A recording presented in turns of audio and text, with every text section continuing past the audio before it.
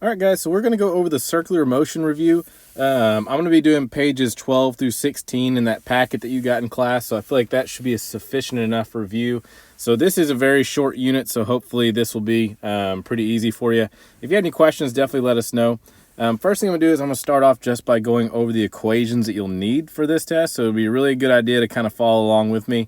And if you need to, you can always rewind it and pause it and kind of go back and see if you missed anything.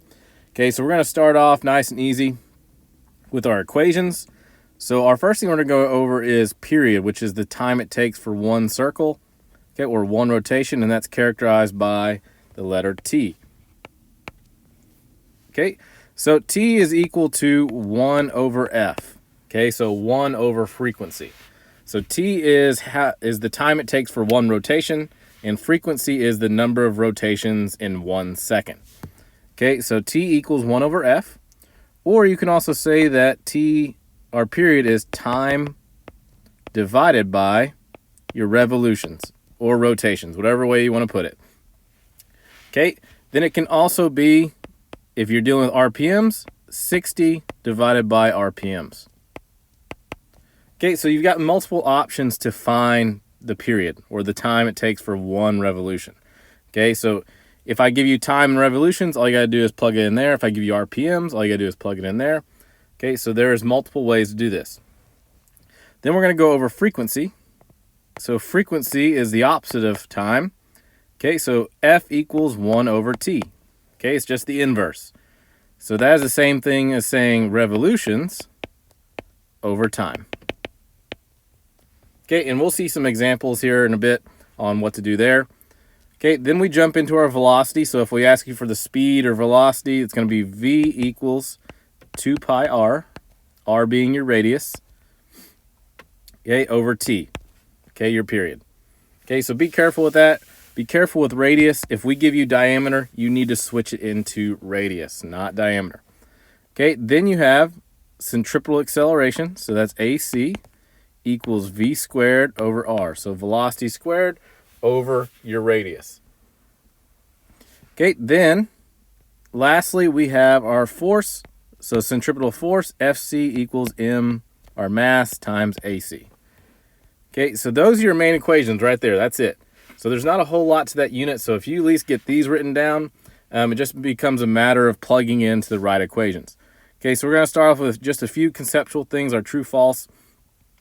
The speed of an object in uniform circular motion remains the same. Okay, so you got to be careful with words like this. So uniform, like if we all went to school with the same uniform, it'd all look the same. Okay, so if it's uniform, it's going to stay the same. Then we have linear speed, which is your tangential speed, is the same at A and B. Okay, so if you look over here at A and B, okay, and when you think of linear, you think of a line. So if you were to take the path of A and put it into a straight line and compare it to the path of B, okay, and put B in a straight line, B is going to have a longer line. Okay, so if B has a longer line or longer distance to cover, but they cover it in the exact same amount of time, okay, B is going to have a faster velocity than A. Okay, so this is going to be false. 3, angular speed, which is the speed of the rotating object, is the same at A and B. Okay, so we're spinning it around. A is spinning around at the same rate as B because it's attached to one string. Okay, so it's going to have the same angular speed. Number 4, the linear speed on a rotating surface is the same at every point on the surface. So again, this ties back to here. Okay, if I'm on the outside of the radius, I have a lot longer distance to cover versus if I'm real close to the center, I don't have very much distance to cover. Okay, so the outside has to be moving faster to cover that distance in the same amount of time as the one that's closer to the center. Okay, so this is going to be false. Number 5, an object moving in uniform circular motion is accelerating. Okay, this is true. Even though it says uniform, okay, acceleration is always present when it's in a circle. Okay, so acceleration, I'm going to just abbreviate that. Acceleration is always towards the center. Acceleration is always towards the center. So no matter what, Even if it's going at the same spinning velocity, acceleration is always pointing to the center because it's always changing directions. Number 6, an object moves in horizontal circular path with uniform circular motion. Draw and label a vector to show the direction of the object would move if it were to stop moving in the circular path. Okay, so you got to kind of think of this like a slingshot. Okay, so here's my hand holding it. Okay, holding the string. So I have this string holding on to this object and I'm spinning it around. Okay, so kind of bear with my hand right here. Okay, so I'm spinning around. So let's just say I'm spinning it this way. If this object were to release right here at the top, it is going to follow the tangential path of where it was released. Okay, tangent just means a line bumping up next to a circle or a curve. So if I let it go there, which would be my tangential velocity, it's going to go that way. If I were to let it go here, it's going to go this way. Okay, the point is it's always going to go follow the tangent. Okay, so follows the tangent. Okay, so that's basically how a slingshot works, is you have to release it at the exact point to know where it's going to go, which path it's going to take. Number 7, draw vectors to represent the direction of linear velocity, centripetal acceleration, and centripetal force. Okay, so I'm just going to pick a spot here. Okay, and I'm going to connect that point.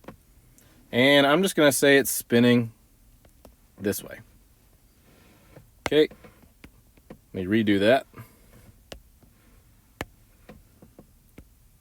Okay, so it's spinning this way. So I'm just going to draw my tangential velocity. My velocity right here is going to bump up right next to that curve, so it's going to go this way. So that's going to be my tangential velocity. And then force and acceleration, so you got to remember your equation, Fc equals m times AC. If Fc and AC are in the same equation, they're going to be going the same direction. It wouldn't make sense if they were going different directions. So remember we said that acceleration always points towards the center. Okay, and then so that means your force has to always point towards the center as well. That's what's called your tension force in that string. Okay, so when you see words like centripetal, centripetal means center seeking. So if I say centripetal accelerations, you need to know that that's center seeking, so it's going towards the center. Okay, so that was kind of conceptual, so now we'll get into a little bit of the math. Okay, so we'll just take this nice and slow. What is the frequency of a merry-go-round if it makes one revolution every 30 seconds? Okay, so part A says, what is the period of the merry-go-round? Okay, so this is easy. So the period is the time it takes to make one revolution. It just told me that right here. Okay, so it makes one revolution every 30 seconds. So that means our capital T equals 30 seconds. Okay, it wants to know frequency. So back in this first part, so I know there's not really, I think that should probably be part A. We're looking for frequency. And if you go back to the equations I told you to write down, we know frequency equals 1 over T. So all you got to take is 1 divided by 30. Okay, and you're going to get 0.033 hertz.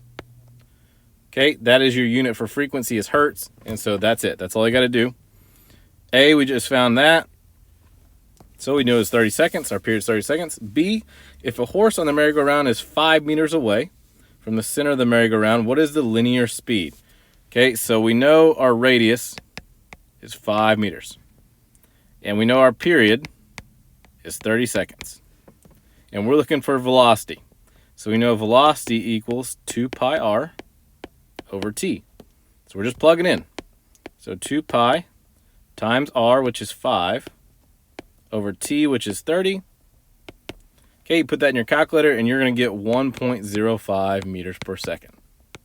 Okay, so if we ask you for the speed, we're asking for the velocity. C, what is the centripetal acceleration? Okay, if we're looking for acceleration, we know our equation is AC equals v squared over r. Okay, so we're just going to plug in what we know. We just found out velocity was 1.05, so we're going to put that up top. Make sure you square it. Don't forget to do that. And our radius, we already knew, was 5 meters. So we're going to plug that into our calculator, and you're going to get 0.22 meters per second squared. D, what is the centripetal force acting on the horse if it has a mass of 100 kilograms? So make sure your mass is in kilograms. If it's in grams, real quick, you can write this conversion down. There are 1,000 grams equals 1 kilogram. Okay, so you need to be in kilograms. So if that's not there, make sure you convert it. Also, to kind of go back, make sure, I'm just going to write this up here, radius is in meters. Okay, if we will give you the conversion, like I say, if we gave you inches to centimeters, we would tell you that 1 inch equals 2.54 centimeters. Okay, one thing you do need to know that there are 100 centimeters in 1 meter. Okay, so these are just some things that you can write down. You may not see it, but just in case, you need to be in meters and you need to be in kilograms. D, what is the centripetal force? So we're going to go back to this. So centripetal force is the FC equals mass times AC. Well, we know our mass is 100 kilograms. And we just figured out AC was 0.22 meters per second squared. So we're just going to multiply those two. And you're going to get a force of 22 newtons. And that's it. Number 2, Marianne puts her favorite Dave Matthews Band CD in her CD player. If it spins with a frequency of 1,800 revolutions per minute, so that's RPMs, what is the period of the spin of the compact disc? Okay, so going back to those equations I gave you, period T equals 60 divided by RPMs. Okay, the reason why it's 60 is there's 60 seconds in 1 minute. Okay, so 60 divided by 1,800. Okay, and that's going to give me a period of 0.033 seconds. And that was your answer right there. 3, Hamlet, a hamster runs on his exercise wheel, which turns around once every 0.5 seconds. So that just gave me T. So my period, again, is the time it takes for 1 revolution. Okay, so it takes 0.5 seconds to make 1 revolution. So that's my T. What is the frequency? Okay, so if we go back to our equations, we know frequency equals 1 divided by T. So 1 divided by 0.5. Okay, so that's going to be some simple math. Oh, I'm sorry. That was 0.5 seconds. Yep, so that's just going to be 2 hertz. Okay, simple enough. So let's move on to the next. So number 4, a sock stuck in the inside of the clothes dryer spins around once every 2 seconds at a distance of 0.5 meters. Okay, so it told us our period. So it spins around once every 2 seconds. And then it has our radius is 0.5 meters. Okay, what is the sock's linear speed? So that means we're using V equals 2 pi r over t. So we're just going to plug in what we know. So 2 pi times radius, which is 0.5, all over t, which is 2. And you're going to get 1.6 meters per second. Okay. B, if the radius of the clothes dryer were twice as big, but it continued to turn with the same frequency, would the linear speed be faster, slower than, or the same speed as your answer to part A? Okay, so if we know velocity equals 2 pi r over t, if I make this r bigger, so we're going to make that bigger, and we're leaving period the same. Okay, if I make that top number bigger, and I divide it by the same number on the bottom, I'm going to get a bigger number. So your answer would be faster or bigger. So if you increase that radius, that velocity is going to increase. So if you increase radius, velocity will increase as well. Number 5, what is the radius of an automobile tire that turns at a frequency of 11 hertz and has a linear speed of 20 meters per second? Okay, so we know frequency equals 11 hertz, and we know that our velocity equals 20 meters per second. And we're looking for radius. So that's our question mark. Okay, well, we know the equation V equals 2 pi r over t. Okay, I know velocity. Okay, I'm looking for radius, but I need t. I can find that because I know t equals 1 over f. So 1 divided by 11. Okay, and that's going to give me a period of 0.091 seconds. Okay, so we're going to plug in what we know. So my velocity is going to be 20 meters per second equals 2 pi. I'm going to leave r as r. And my t is 0.091. Okay, so in order to get that 0.091 off the bottom, I'm going to multiply both sides by it. And so I'm going to get 1.82 equals 2 pi r. Okay, so I got to get r by itself, so I'm going to divide both sides by 2 pi. And you should get a radius of 2.9 meters. Okay, so we may give you different parts of an equation that you have to follow. It's not always going to be find v. Okay, so you have to be able to work your way around the equation. Number 6. Okay, Luigi twirls a round piece of pizza dough overhead with a frequency of 60 revolutions per minute or 60 RPMs. Okay, find the linear speed of a stray piece of pepperoni stuck on the dough 10 centimeters away from the pizza's center. Okay, so first thing we're going to do is they gave us RPMs and we never really use that, so I'm going to convert that to period already. So t equals 60 divided by RPM, so 60 divided by 60. Okay, and that's going to give me a period of 1 second. Okay, so that's simple enough. It gave me the radius, but it was in centimeters. I can't have that. Okay, so I'm going to divide by 100 because there's 100 centimeters in 1 meter to get to meters. So that means my radius is going to be 0.1 meters. Okay, sorry, that's a 1. So 0.1 meters. Now it's wanting to know what is the velocity, so now we can plug in. So v equals 2 pi r over t. So plug in what we know.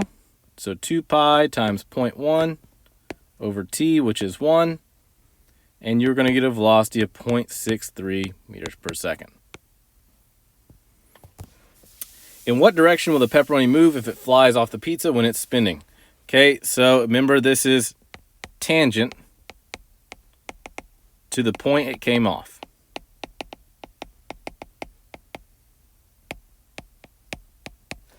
Okay, so what I mean by that is, so if I've got I'm going to look at the pizza from a top view, so it's like this. Okay, my hand is in the center, and let's say this pepperoni is right here on the edge, and I'm spinning this way. If it comes off at that point, it's going to leave tangent to the circle. So a straight line over here to the left, so it's going to come off at that point and go follow that tangent line. Okay, if I were spinning it still this way, and it came off right here, okay, it's just going to follow a line tangent to that circle, so it would go in that direction. Number 7, the Earth rotates around its axis approximately once every 24 hours. The radius of the Earth is 6.38 times 10 to the 6 meters. If some catastrophe suddenly brought the Earth to a sudden halt, with what speed would the Earth's inhabitants who live at the equator go flying off the Earth's surface? Okay, knock on wood, hopefully that never happens. So radius we know is 6.38 times 10 to the 6 meters. Okay, and they gave me period, but it's in hours. Okay, they said 1 day, which is 24 hours, so we're going to convert that real quick to seconds. So t equals 24 hours. There's 60 minutes in 1 hour, and there's 60 seconds in 1 minute. So 24 times 60 will give you 86,400 seconds. So that's how many seconds are in a day. So we want to know what is the velocity. So velocity equals 2 pi r. So 2 pi times 6.38 times 10 to the 6th over t, which is 86,400 seconds. Okay, don't know why I put that unit there, but just make sure that you're in seconds. So if we give it to you in hours or minutes, just make sure you convert to seconds. Okay, so you plug that in your calculator and you should get 464 meters per second. So you'd be flying off the Earth. Part B, compare the speed at the equator with the speed while standing near either the North or South Pole. Okay, so here's my Earth, and I'm looking at it from a top view. So here's my North Pole in the center. Okay, and here's my equator out here. If I am the center, I have no radius. And if you have no radius, you have no velocity. Okay, so my velocity at the north and south pole would be 0 meters per second.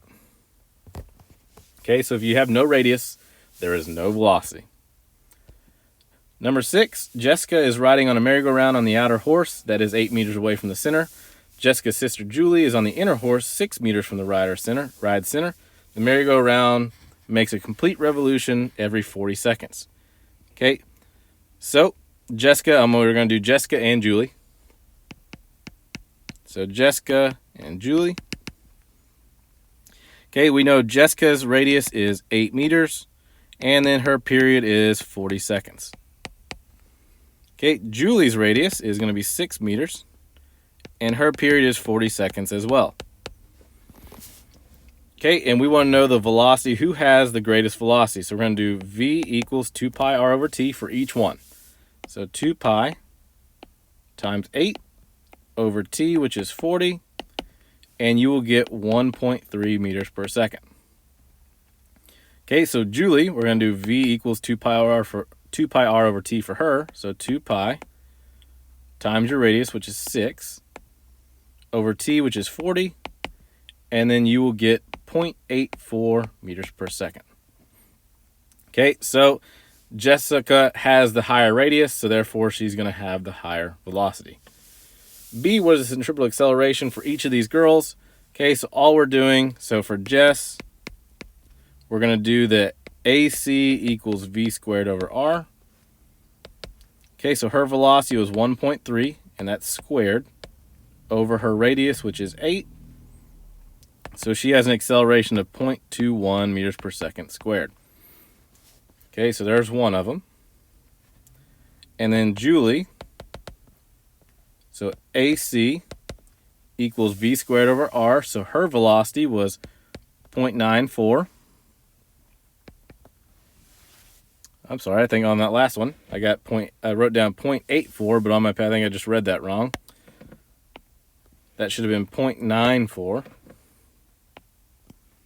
Okay, 0.94 meters per second. So it's 0.94 squared over her radius, which is 6. So you get 0.15 meters per second squared. And that is her acceleration right there. So again, sorry for that confusion. You should have gotten 0.94 for Julie's velocity. Okay, moving on to page 15. So now this is technically the review, but we've also been going over a lot of this stuff, so this should be kind of quick. So the car is driven around a curve with a radius of 320 meters, and then another curve with a radius of 960 meters. In both cases, the speed was 28 meters per second. What is the centripetal acceleration in each case? Okay, so we have our turn number 1. So radius 1 is 320 meters, and our velocity is 28 meters per second. Okay, our turn number 2, or radius number 2, is 960 meters, and our velocity is still 28 meters per second. Okay, it wants to know the acceleration in each case, so we know AC equals V squared over R. So velocity is 28 squared over R, which is 320. And you should have gotten 2.5 meters per second squared. Okay, so there's one.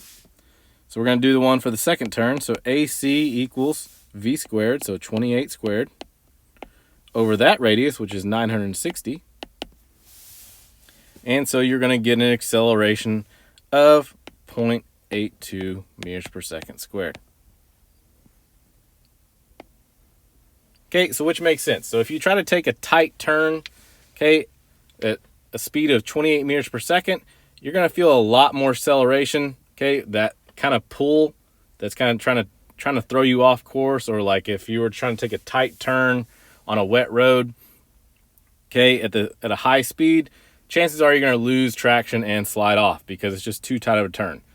Okay, if you've got a bigger radius, you're going to have a lot less acceleration, okay, because you have more ground to cover, so less force going towards the center. So number 2, A 0.013 kilogram mass is attached to a 93 centimeter length of string and swung in a horizontal circle, making 1 revolution in 1.18 seconds. Okay, so we have a mass of 0.013 kilograms. Okay, we have a radius of 93 centimeters. Can't have centimeters, so I'm going to go ahead and divide by 100 to get to meters. That's 0.93 meters. And I have a period, the time it takes for 1 revolution, of 1.18 seconds.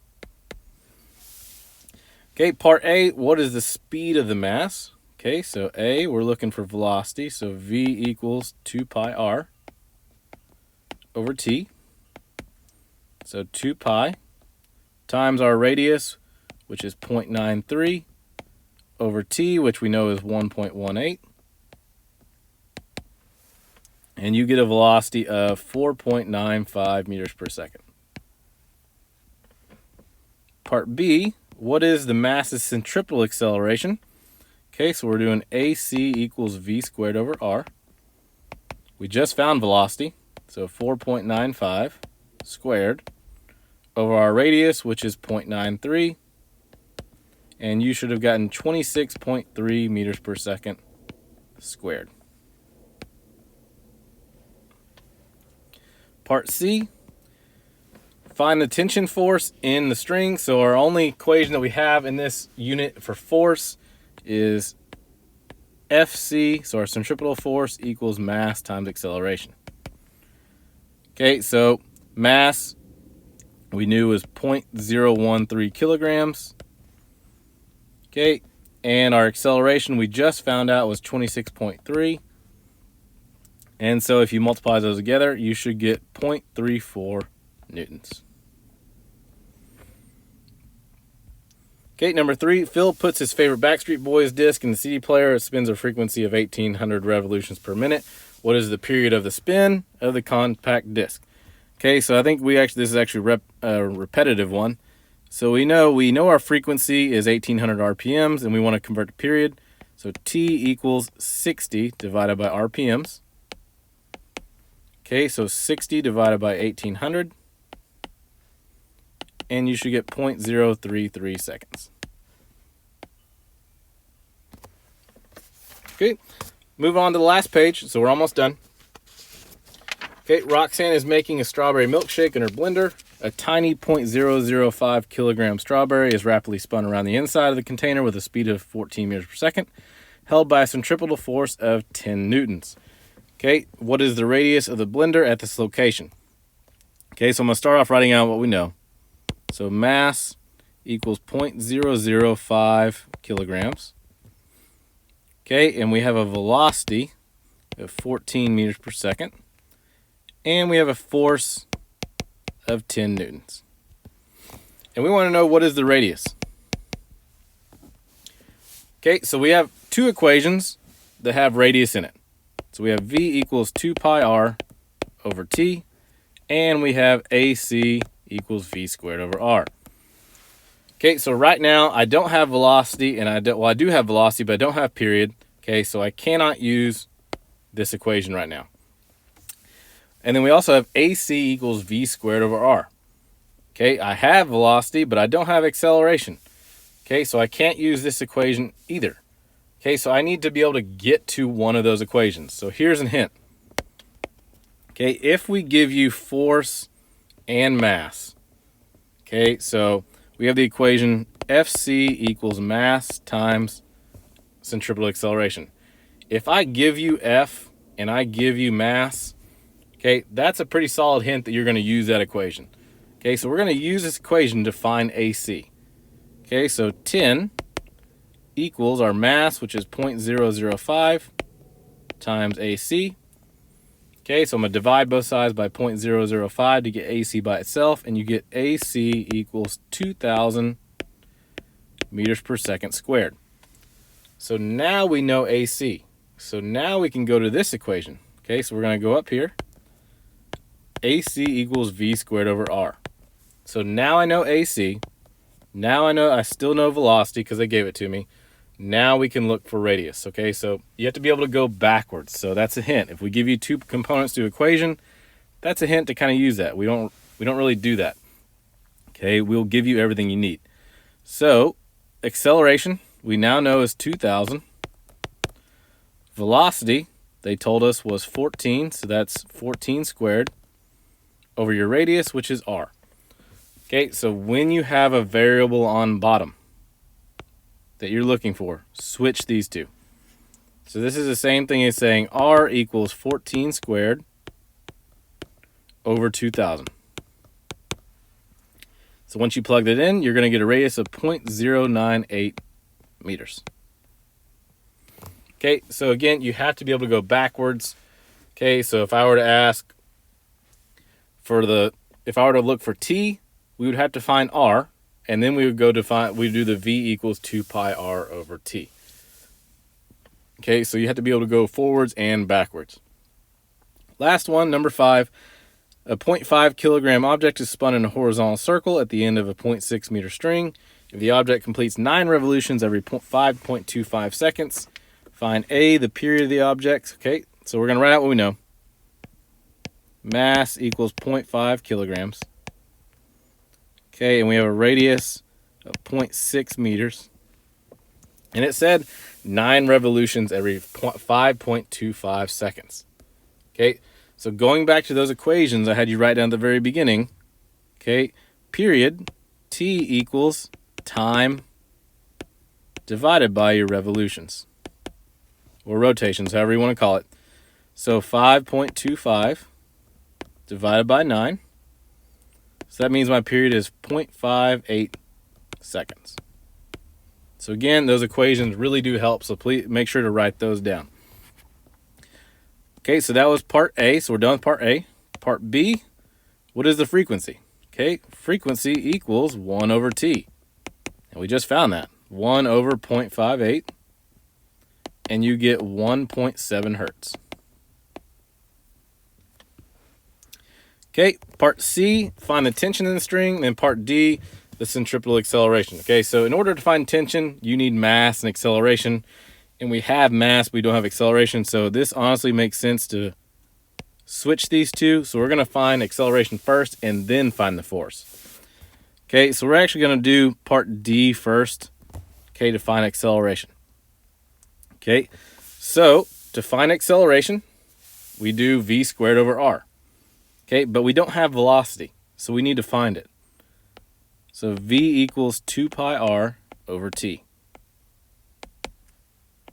So 2 pi, our radius is 0.6 over t, which we now know we found it in part A was 0.58.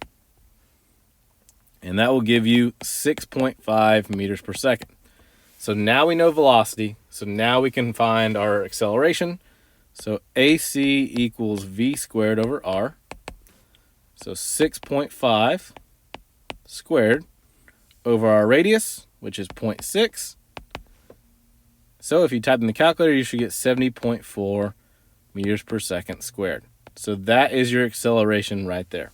So we had to find it using the v equals 2 pi r over t. We had to find velocity first and then plug it into acceleration. Okay, so this unit is a lot of going back and forth. Okay, last part, we're going to go ahead and do C. We're going to find the tension force. So we know FC equals mass times acceleration.